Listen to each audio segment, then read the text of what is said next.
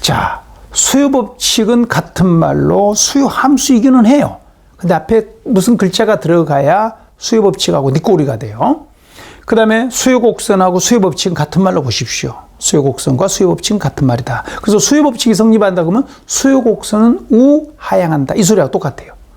공급 법칙이 성립한다 그러면 공급 곡선은 우상향한다. 이 말과 같지요. 자, 그 가로 속은 좀 이따 정리해서 넣기로 하고. 자, 일단 첫 번째 수요량이 증가한다고 해볼까요? 수요량이 증가한다는 것은 뭐죠? 살려고 하는 사람이 자꾸 늘어나는 거예요.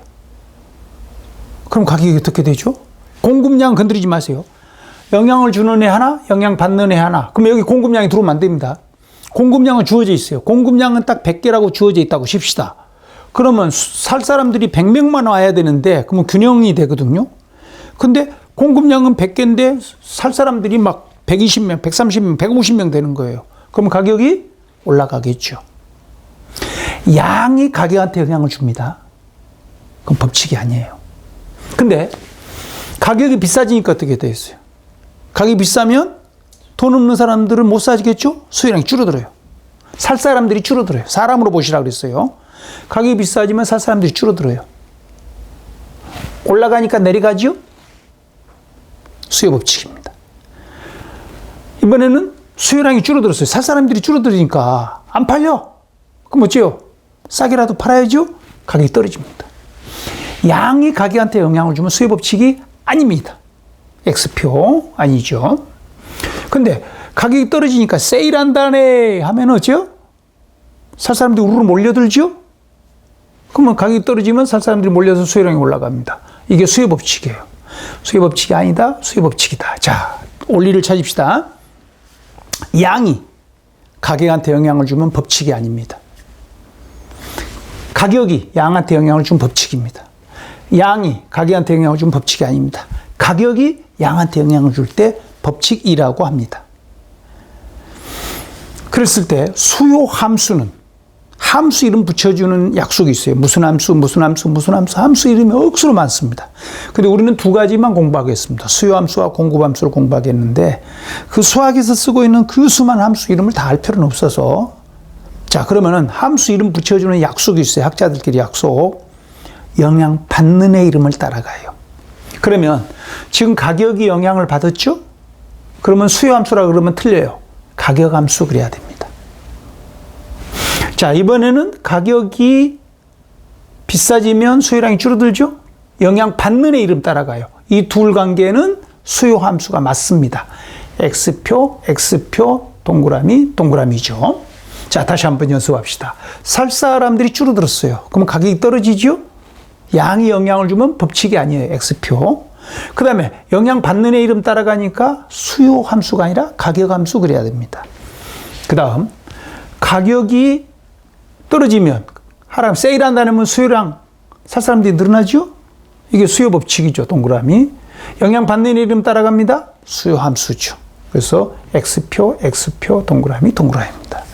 자, 그러면 이제 한 번 더 연습해 볼까요? 공급을 하겠습니다. 자, 공급량, 아파트를 너무 많이 공급했어요. 이때는 이제 파는 사람 그러지 말고, 아파트 공급, 새 것이 많이 흘러나와요. 그럼 너무 많이 공급하면 가격이 떨어지겠죠? 저것은 공급법칙이 아니라 가격법칙이고 가격함수입니다. 자, 이번에는 가격이 떨어지니까 그 생산비용, 건축비용은 일정한데 아파트 가격만 떨어져요. 그럼 손해보잖아요. 건축비용은 가만히 있는데 가격만 떨어지면. 그러면 건설업체들이 줄어들어요. 그래서 공급량이 줄어들어요. 가격이 양한테 영향을 주면 법칙입니다. 그리고 영향을 받는 애 이름 따라가니까 공급함수죠. 동그라미. 그러면 공급량이 이제 줄어들었어요. 물량이 부족하면 어째요? 가격이 올라가죠? 가격법칙이죠. 공급법칙 아닙니다. 공급함수 아닙니다. 가격함수입니다. 가격법칙이요. 가격함수다. 그 다음에 가격이 떨어지면 공급이 또 줄어들겠죠? 그러면 공급법칙이고 공급함수입니다. 다시 한번 정리합니다. 수요법칙하고 수요함수는 동의어는 아니다. 어쩔 때 동의어일까요? 가로 속에 넣습니다. 가격에 대한 수요함수 그래야 돼요. 왜? 다른 애가 영향을 줄 수 있으니까. 가격이 수요량에 영향을 줄 때만 수요 법칙입니다. 가격이 영향을 줄 때만 수요 법칙이에요. 네. 자, 그럼 한번 이제 풀어볼까요? 첫 번째 문제입니다. 해당 지역 주민들. 자, 뭐, 어떤 도시의 주민들의 소득이 향상돼서 살 사람들이 많이 늘어나죠? 수요량이 증가된다. 살 사람이 늘어납니다. 수요 법칙일까요? 아닐까요? 자, 법칙자를 붙이려면 가격이 영향을 줘야 돼요. 다른 애가 영향을 주면 안 돼요. 가격 많이 영향을 줄 때는 법칙이라고 부릅니다. 그러면은 첫 번째 줄은 수요 법칙은 아닙니다. 근데 수요 함수는 될까요? 수요 법칙은 아니다. 근데 수요 함수는 될까요? 함수는 됩니다. 함수 관계란 영향을 주고받는 관계를 함수 관계라고 부릅니다. 자, 두 번째 문장입니다. 해당 시장의 아파트 건축 기술이 향상돼서, 기술이 향상되었죠. 비용도 절감할 수 있고 그러지 않습니까? 그럼 아파트 가격은 변함이 없거든. 가격은 변함이 없는데 기술이 향상되니까 금방 만들어내. 막 아파트 건축하는데 2년 걸린 게 아니라 1년이면 끝나버리고 건축 비용도 아낄 수가 있어. 그러면 공급자들이 돈 벌 수 있잖아요. 아파트 분양 가격은 그대로인데 기술이 향상돼서 비용이 절감되니까 돈 버니까 공급자들이 막 물량이 늘어나요. 그래서 기술 향상, 공급량 증가. 영향을 주는 게 가격이 아니죠? 그건 공급 법칙 아닙니다. 그래서 수요 법칙이 됐든지 공급 법칙이 됐든지 간에 수요량과 공급량에 영향을 주는 변수들이 소득 안 돼, 기술 안 돼, 가격만이 영향을 줄 때 법칙이라고 합니다. 근데 수요 함수는 되고 공급 함수는 됩니다. 예, 영향을 주고받은 함수 관계.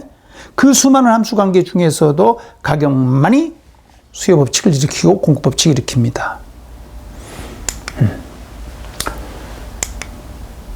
자, 한 문제 더 풀겠습니다. 저 문장은 맞는 문장일까, 틀린 문장일까? 뭐 법칙을, 공급 법칙을 물어본 것도 아니고 공급 함수를 물어본 것도 아니고 저 문장은 옳은 문장이냐, 틀린 문장이냐 이겁니다. 학문적 분석을 안 한 사람은 저 문장이 맞은 것 같지만 저 문장은 틀린 문장입니다. 왜 그러죠? 저 인구는 수요자나요, 공급자나요? 저 인구는 수요자입니다. 주택 수요자들이에요. 그러면 저 문장을 옳게 만들려면 어떻게 해야 돼요? 어떤 지역의 인구 증가는, 즉 수요 증가는 주택 수요 증가 요인이다 그래야 돼요. 공급 증가 요인이 아니라 수요 증가 요인이다 그래야 됩니다. 자, 좀 더 개념을 잡겠습니다. 자, 지금 질문이 뭐였냐면 앞에가 인구였죠? 인구. 뒤에가 공급량이죠? 인구와 공급량과의 관계가 함수 관계냐, 공급 함수냐 이거예요. 함수 이름 붙여주는 약속, 영향 받는 애 이름 따라가. 이렇게 영향을 받았단 말이에요. 공급 함수일까? 근데 아까 제가 아니라 그랬거든.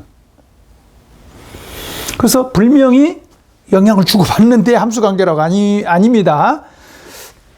함수 관계가 아니에요. 자, 인구가 증가되면, 저 인구는 수요자들이라고 했어요. 인구가 증가되면 주택 수요량이 증가될 겁니다. 그러면 수요 함수는 됩니다. 수요 법칙은 아닙니다. 왜? 법칙자가 붙으면 가격만이 영향을 줘야 돼요. 그때 법칙입니다. 그래서 이 둘 관계는 인구가 증가돼서 수요량이 증가되는 관계는 수요 법칙은 아니지만 수요 함수는 된다. 그 다음, 살 사람들이 많아지니까 가격이 오르더라. 이것은 수요 법칙이 아닙니다. 수요 함수도 아닙니다. 가격 함수는 되지요. 영향받는 것에 따라가니까. 자, 이번에는 인구 늘어나고 수요량 늘어나고 가격이 상승하니까 건축비용은 가만히 있는데 아파트 가격이 비싸지만 아파트 공급자들이 늘어나겠죠? 공급량이 증가돼. 가격이 오르면 공급량이 증가된다. 공급 법칙입니다. 공급 함수 됩니다. 그래서 아까 이 문장을 맞게 고친다면 인구는 수요에 영향을 줘도 인구 증가는 수요의 증가 요인이다 그래야 맞고요. 그래서 이 관계에서 수요 법칙은 아니지만 수요 함수는 된다 그랬죠. 그런데 인구 증가되니까 인구 증가, 수요량 증가, 가격 상승, 공급량 증가. 그러면 인구 증가가 몇 달이 걸쳐서 공급량 증가로 이어졌거든요. 그러면 영향 받는 이름 따라서 공급함수 안 됩니다. 오, 왜 그러지? 미국의 오바마 대통령하고 저하고도 영향을 주고받는 관계일까요? 그 사이에 오바마 대통령하고 저 사이에 제가 애교가는 누구를 알아요. 그 사이에 저하고 연결은 돼요. 오바마하고 저하고 연결은 돼. 그 사이에 애교관을 제가 알고 있거든요. 함수 관계 안 됩니다. 직접적인 것만 돼요. 누가 가운데 다리 놓으면 함수 관계 안 됩니다. 자, 이렇게 해볼까요? 지금 여러분이 저한테 수업을 듣고 계시는데 핸드폰에 지금 카카오톡이 꼭꼭 울려요. 여러분 친구한테 지금 카톡이 온 거예요. 그 친구와 여러분은 지금 함수 관계입니다. 예, 영향을 주고받으면 함수 관계라고 그랬죠. 근데 지금 그 카톡을 보내신 분하고 저하고 함수 관계 될까요? 저는 몰라요, 그분. 함수 관계 안 됩니다. 그래서 카톡을 보내신 분과 저는 함수 관계가 안 되고 가운데 끼어 있는 그 둘이는 함수 관계가 되고 이렇게 또 함수 관계 되겠죠. 그래서 직접적으로 영향을 주고받는 관계가 함수 관계다. 단 직접적으로 영향을 주고받아야지 몇 달이 걸쳐서 간접적으로 영향을 주고받는 관계는 함수 관계가 아닙니다. 자, 이걸 가지고 계속 출제를 하고 있어요. 이 개념이 파악이 안 되면 이게 왜 틀린지를 모르고 답이 엉뚱한 데로 가요. 자, 그러면 문제를 풀어보겠습니다. 자, 정리 좀 해볼게요. 이 F자를 썼거든. 우리 수학에서 많이 봤죠? Y는 이꼴 Fx. 이 F자만 나오면 여러분들 괜히 피부가 돋아나고 이 혐오증이 생기신 분이 있는데 수학 싫어하시는 분들이 그러죠. 저 F자가 뭐냐면 저 F는 영어로 function이라고 그래서요. 수학에서는 함수라고 불러요. 그래서 는 F 가로 열고 가로 닫고거든요. 근데 이 가로 속의 것은 뭐냐면 영향을 주는 애들 앉히기로 했어요. 거기다 앉혀놓기를. 가로 속에는 영향을 주는 애. 는 N쪽은 영향 받는 애예요. 자, 이 애가 영향을 줄 때는 같은 상품이죠. 가격에 영향을 주는 수요 법칙이에요. 나머지 소득하고 인구 두 개는 수요자 소득이고 수요자들이거든요. 그럼 이렇게 영향을 주고 F는 함수 관계니까 영향을 주고받는 관계예요. 자, 가구수, 인구수 늘어나면 가구수 늘어나죠. 1가구에 뭐 3인이 살고. 그러면 가구수 늘어나면 주택 수요 살 사람 많아지잖아요. 함수 관계 돼요. 이것도 저당대출 잘해준대요. 그러면 살 사람 많아지죠? 함수 관계 돼요. 함수 관계, 다 함수 관계는 되지만 가격만이 수요 법칙이에요. 다시 한번 수요함수 된다. 수요함수 되지만 가격만이, 그것도 지 자신의 가격만이, 아파트 가격만이 법칙을 일으켜요. 수요 법칙. 그러면 이해만이 수요 법칙이고 나머지는 수요 법칙을 일으키지 않습니다. 자, 그 다음에 이제 공급도 마찬가지예요. 이해만이 공급 법칙을 일으키고 나머지는 공급 법칙을 일으키지 않습니다. 자, 그러면 시험 잘 나온 게 뭐냐면 방금 인구하고 소득이에요. 인구는 수요 함수가 되지 공급 함수 원인이 아니거든. 원인 변수를 여기다 넣고 결과 변수 N쪽이니까. 그 다음에 여기서 시험 잘 나온 것은 이 생산 요소 가격이거든. 가격이니까 가격은 공급 법칙이라며. 그래가지고 생산 요소 가격이 올라가면 공급량이 영향을 받는데 공급 법칙이에요? 안 됩니다. 지 자신의 가격이어야 돼요. 그럼 아파트면 아파트 해야 돼요. 이래야 공급 법칙이란 말이에요. 근데 이것은 건축 비용입니다. 건축 비용. 생산 요소 3요소, 노동, 땅, 기계 설비, 노동, 토지, 자본, 실물 자본이거든요. 지 자신의 가격이 아니잖아요. 지 자신의 아파트인데 아파트 가격에 영향을 줘야 공급 법칙. 나머지는 공급에 영향을 주죠. 비용하고 기술 나오면은 공급에 영향을 주는 것이지. 이런 말씀 안 돼요. 건축 기술이 고급화되고 건축 기술이 발달하면 아파트 수요자들이 많아진다. 그러면 안 돼요. 건축 기술은 수요에 영향을 주는 게 아니라 공급에 영향을 준다니까요. 그 다음에 대출이 두 가지가 있어요. 건축 대출이 있고 저당 대출이 있죠. 저당 대출은 집 살려고 하는 사람들이 대출 받는 거. 건축 대출은 지어서 공급하려고 하는 사람들이 대출 받는 거. 그래서 얘는 수요 곡선 움직이게 하고 얘는 공급 곡선 움직이게 할 겁니다.